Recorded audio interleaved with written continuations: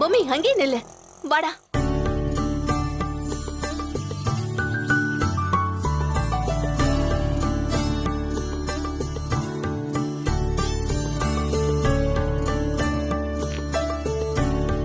சரிம்மா வா உள்ள போலாம். இருடி, ஆரத்தி எடுக்கணும். குடுறா. எதுக்கு ஆரத்தி எல்லாம் எடுக்கிறாங்கன்னு தெரியலையே புள்ளியாரப்பா. எதுக்கு இப்படி எல்லாம் பண்றாங்க?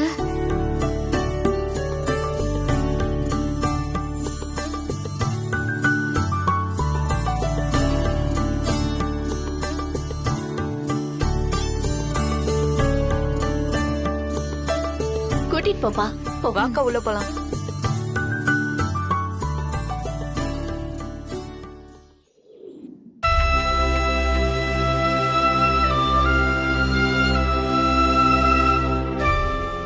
ஏ பொம்மி, என்னடி எதையோ யோசிச்சுட்டு இருக்க? அப்பாவை கும்பிட்டுக்கோ. அம்மா கும்பிடுறி. ஏங்க, நீங்க மட்டும் இப்ப எங்க கூட இருந்திருந்தீங்கன்னா எவ்வளவு சந்தோஷப்பட்டிருப்பீங்க தெரியுமா? பொம்மி பெருசா வந்துருவா, பொம்மி பெருசா வந்துருவான்னு சொல்லிட்டே இருப்பீங்கல்ல. அது இப்ப நடந்துருச்சுங்க. உங்க பேர்ல கடை ஆரம்பிச்ச உடனேயே பொம்மி போட்டியில ஜெயிச்சுட்டு வந்திருக்கா. இது எல்லாமே உங்க ஆசீர்வாதம் தாங்க. ஐயோ, அம்மா வேற மாதிரி புரிஞ்சிட்டு இருக்காங்களே. நான் இப்ப என்ன பண்ணட்டும்? கும்பிட்டுக்கோ பொம்மி, கும்பிட்டுக்கோ. உங்க அப்பாவோட ஆசீர்வாதம் உனக்கு பரிபூரணமா இருக்கும்டி.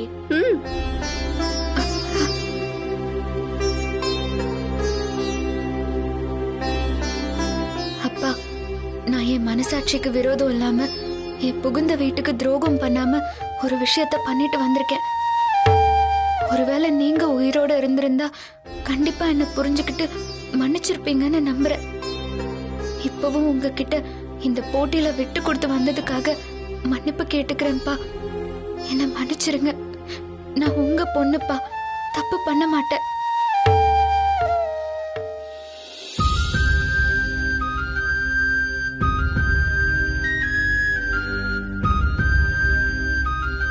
அப்புறம் பொம்மி, நீ போட்டியில ஜெயிச்சதால உன் மாமனார் உன் மேல சங்கடப்பட்டாரா?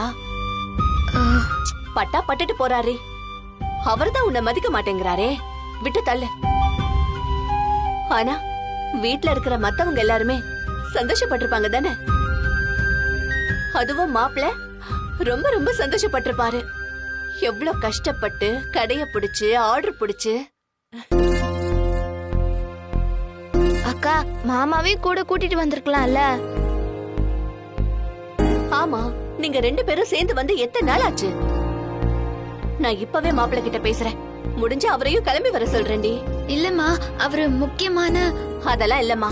என்ன முக்கியமான வேலையா இருந்தாலும் நான் சொன்னா அவர் வருவாரு. இரு, நான் அவருக்கு போன் பண்ணிட்டு வந்தேன். அம்மா,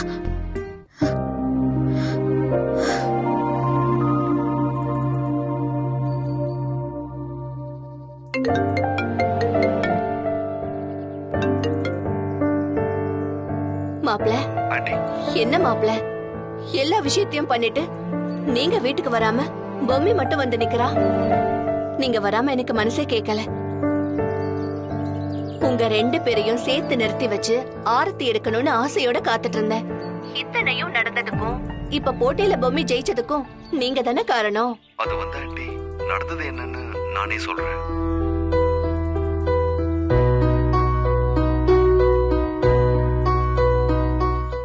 ரெண்டாவது பரிசு திருமதி பொம்மி சித்தார்த். நாம ஜெயிக்கணுங்கிறதுக்காக தான் அவ சர்க்கரையோட அளவையே கம்மியா சொல்லியிருக்கா.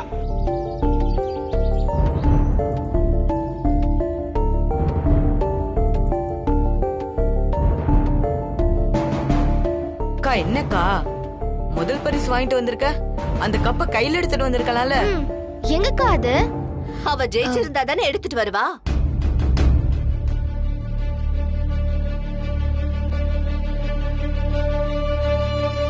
என்னாச்சு பெரியம்மா? ஏன் அக்காவை இப்படி மறைக்கிறீங்க? அம்மா, என்னாச்சுமா? என்னாச்சு பொம்மி அக்கா? பெரியம்மா ஏன் இப்படி எல்லாம் பேசுறாங்க? என்னாச்சுன்னு சொல்லுங்க.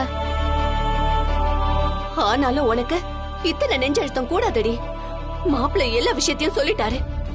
ஏண்டி, ஏடி புத்தி உனக்கு இப்படி வேலை செய்து? நீ எல்லாம் திருந்தவே மாட்டடி. இல்லம்மா. நிறுத்து. நீ எதுவும் சொல்ல வேண்டாம்.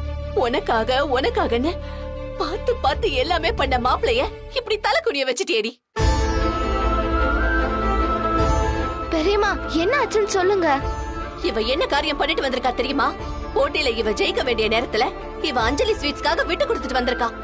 அதனால மாப்பிள்ள சங்கடப்பட்டு இவகிட்ட இப்ப வரைக்கும் பேசல. அதனாலதான் இவ இங்க வந்திருக்கா. என்ன பொம்மி அக்கா இப்படி பண்ணிட்ட? மாமா இவ்வளவு ஆசையா கடைய ஆரம்பிச்சு வச்சாரு. பெரியம்மா இப்படி வருத்தப்படுற அளவுக்கு நடந்துகிட்டியே. மாப்பிள்ள உன்னை தலை நிமிந்து வாழ வைக்கணும்னு எவ்வளவு ஆசைப்பட்டாரு. எங்க அப்பா முன்னாடி பொம்மி ஒரு மனுஷியா தலை நிமிந்து நிக்கணும்னு சொல்லி நைட்டோட நைட்டா ஓடி இங்க தேடி அங்க தேடி ஒரு கடைய புடிச்சு பேரை மாத்தி அத பதிவு பண்ணி உனக்கு இன்ப அதிர்ச்சி கொடுக்கணும்னு என்னென்ன பண்ணாரி. எல்லாத்தையும் இப்படி வீணாக்கிட்டேடி. உனக்காக எல்லாத்தையும் பார்த்து பார்த்து செஞ்ச மனுஷனோட மனச கடைசியில நீ இப்படி பார்க்காம விட்டுட்டேடி.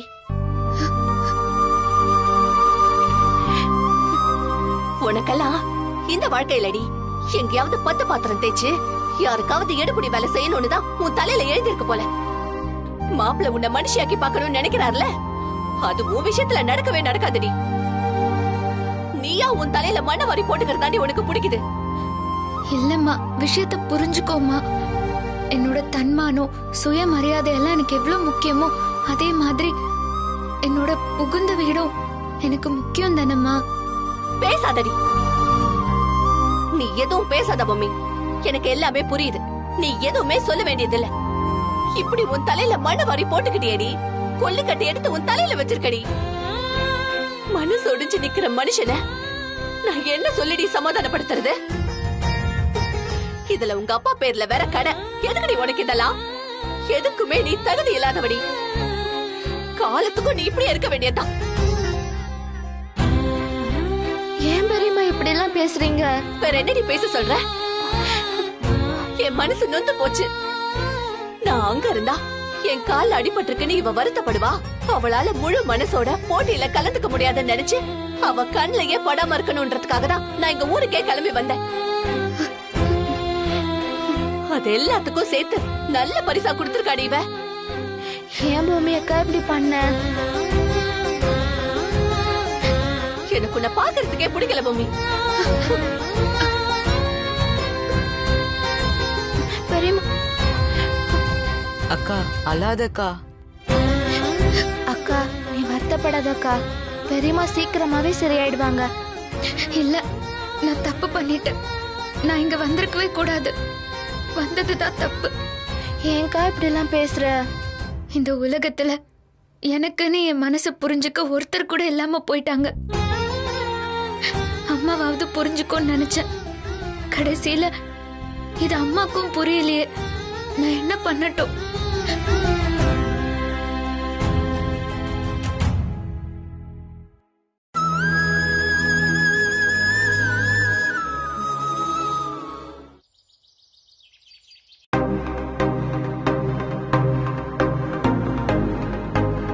வணக்கம். வணக்கம் சார். வாங்க வாங்க வாங்க வாங்க. கொஞ்சம் லேட் ஆயிடுச்சு. அம்மா அப்பா எல்லாரும் வாங்க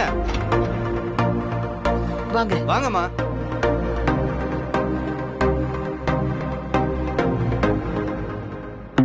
முதல்ல சார் கிட்ட சில கேள்விகளை கேட்டுறோம். அதுக்கப்புறம் ஃபேமிலி போட்டோ எடுத்துக்கலாம்.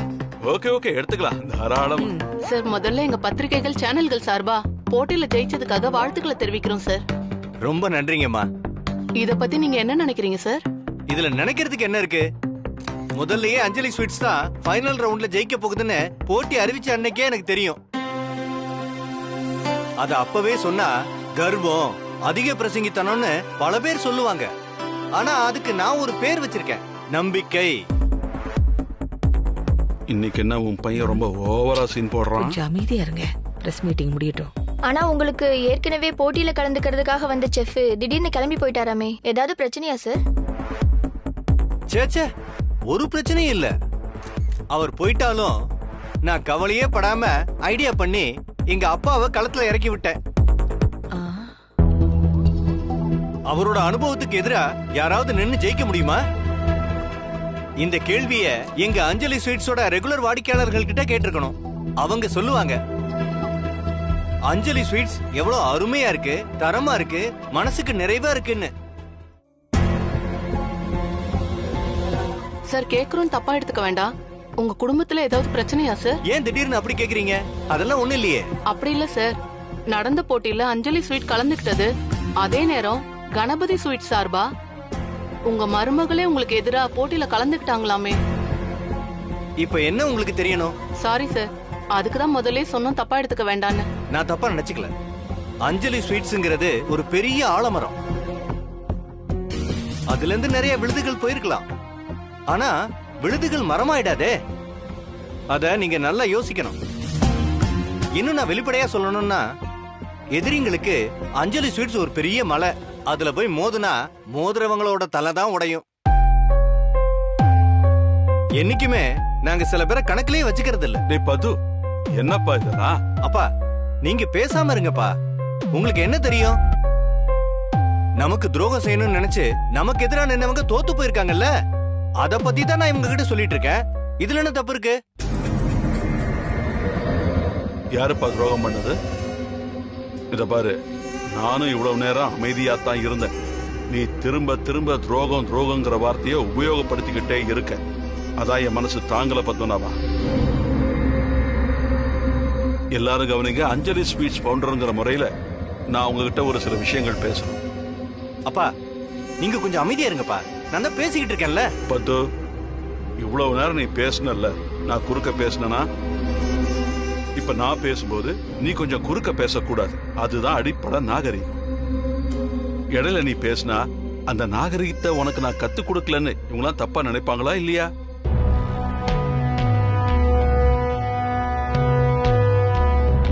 நீங்க பேசுங்க சார்.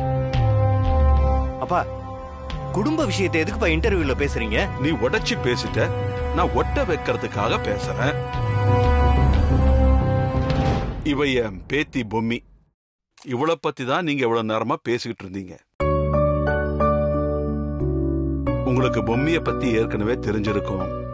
சித்தார்த்துக்கும் பொம்மிக்கும் கல்யாணம் நடந்த நியூஸ் எல்லாமே உங்க பத்திரிகையில் ஏற்கனவே வந்திருக்கு. அதுக்கப்புறம் பத்மநாபம் கூட நடந்த ஒரு சின்ன மன வேறுபாட்டால பொம்மிய கணபதி ஸ்வீட்ஸ்ங்கிற பேர்ல என் பேர சித்தார்த்து களத்துல இறக்கினான். முதல் 2 ரவுண்ட்ல பொம்மி ரொம்ப பிரமாதமா ஸ்வீட் செஞ்சு ஜெயிச்சிட்டா. 3வது ரவுண்ட்லயும் அவ தான் ஜெயிக்க போறான்னு நான் உட்பட எல்லாருமே நினைச்சோம். ஆனா கதை வேற மாதிரியாகி ஃபைனல் ரவுண்ட்ல அஞ்சலி ஸ்வீட்ஸ் ஜெயிச்சிடுச்சு. நான் உங்ககிட்ட ஒரு கேள்வி கேட்கிறேன். முதல் 2 ரவுண்ட்ல ரொம்ப சுலபமா ஜெயிச்ச பொம்மியால 3வது ரவுண்ட ஜெயிக்க முடியாதா என்ன?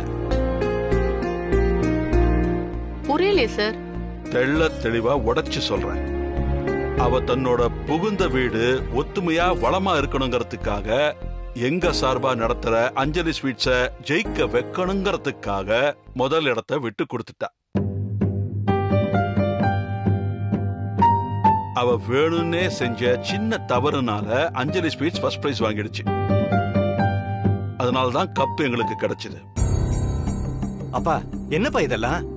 வேணும்னே இத்தனை பேர் முன்னாடி என்ன அசிங்கப்படுத்துறீங்களா? இதுல அசிங்கம் என்ன இருக்கு? நடந்த உண்மை இதுவோ அத மறைக்காம வெளிப்படையா சொல்லிக்கிட்டு இருக்கேன். சரிங்கப்பா, அப்ப பெரிய மனசு பண்ணி விட்டு கொடுத்தாங்கல்ல, அவங்க கிட்ட நீங்க பேட்டி எடுத்துங்க. என்னோட பேட்டி எல்லாம் உங்களுக்கு எதுக்கு?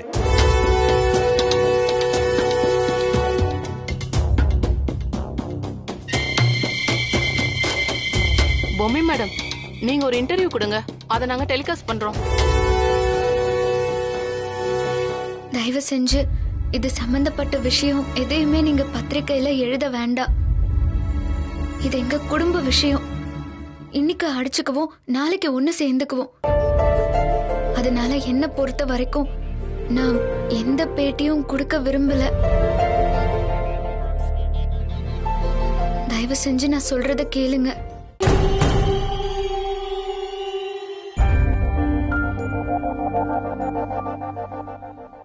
சரி மேடம், நாங்க கிளம்புறோம். நீங்க சொன்ன மாதிரி பத்திரிக்கையில எதுவும் எழுத மாட்டோம் மேடம்.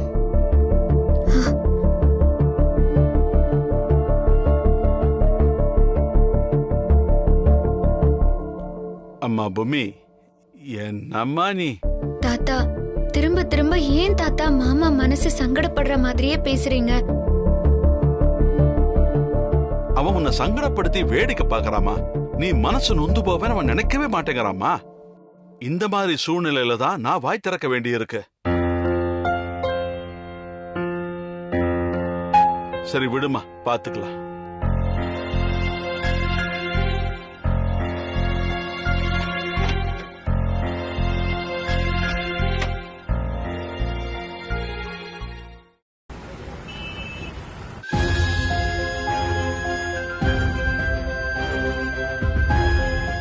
என்ன பொறுத்த வரைக்கும் போட்டிங்கிறது அஞ்சலி ஸ்வீட்ஸுக்கும் கணபதி ஸ்வீட்ஸுக்கும் இல்ல, பத்மநாபன் சாருக்கும் எனக்கும் தானு உனக்கு நல்லாவே தெரிஞ்சு நீ இப்படி பண்ணிருக்க. உனக்காகன்னு பார்த்து பார்த்து எல்லாமே பண்ண மாப்பிளைய இப்படி தலைக்குடிய வச்சுட்டேடி. எதுக்குமே நீ தகுதி இல்லாதவடி. காலத்துக்கும் நீ இப்படி இருக்க வேண்டியதான்.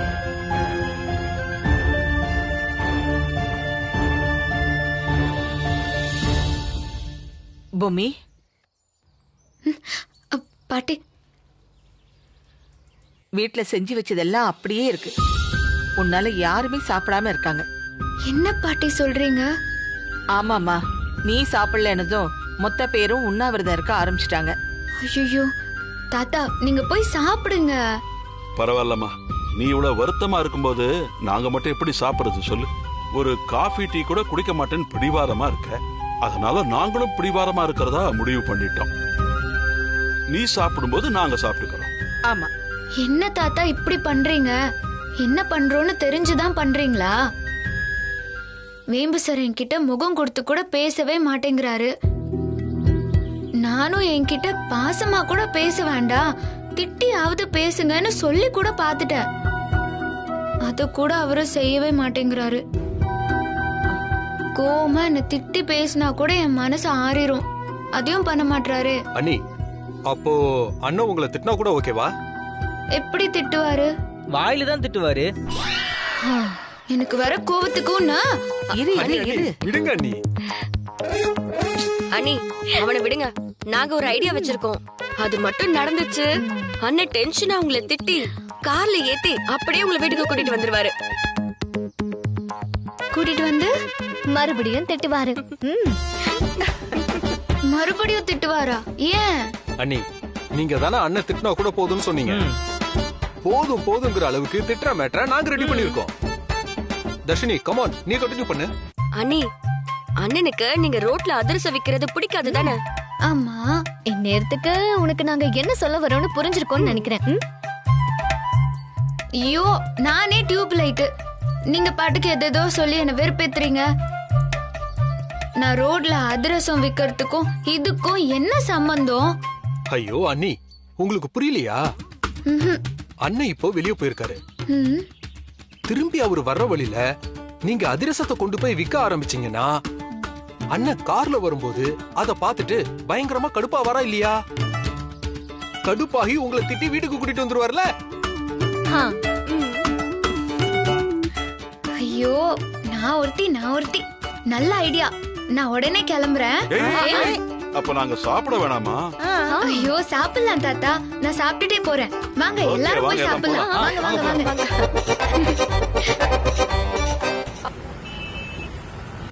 அதிரசம். இது ருசியான அதிரசம். இது பூலோகத்து அதிசயம். பல்லு முளைக்காத பாப்பாவும் பல்லு போன தாத்தாவும் ருசிச்சு ரசிச்சு சாப்பிடும். இது பொம்மியோட அதிரசம். சுட சுட ஒரு அதிசயம். இது பொம்மி சுட்ட அதிரசம்.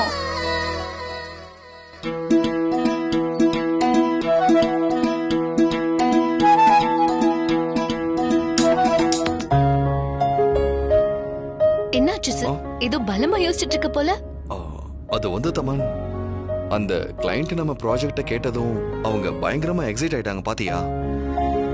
இதே எந்தூசியாசமோட அவங்க ஓகே சொல்லிட்டாங்கன்னா இந்த யுஎஸ் ப்ராஜெக்ட் ரொம்ப சீக்கிரமாவே ஒர்க் அவுட் ஆகும்னு எனக்கு தோணுது. இந்த ஒரே ஒரு ப்ராஜெக்ட் போதும் தமன், நாம ரொம்ப பெரிய பேர் வாங்கிடலாம்.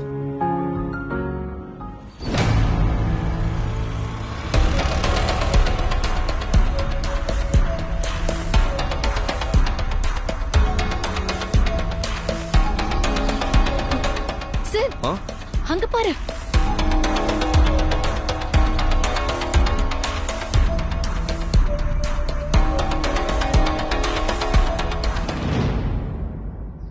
உண்மையிலேயே பசங்களுக்கு கோயில் கட்டி தான் கும்பிடணும். கரெக்டா வேம்பு சார் வர வழிய கண்டுபிடிச்சு என்ன அனுப்பி வச்சிருக்காங்க. சூப்பர். வாங்க வாங்க வாங்க வாங்க. 50 ரூபாய்க்கு விற்க வேண்டிய அதிரசத்தை 5 ரூபாய்க்கு விக்கிறேன். வாங்க வந்து வாங்கிக்கோங்க. அருமையான அதிரசம். சாப்பிட்டீங்கன்னா விடவே மாட்டீங்க. வாங்க வாங்க வந்து நல்லா சாப்பிட்டு பாருங்க. இத சாப்பிட்டு உங்க வீட்ல சந்தோஷம் தழைக்கும்.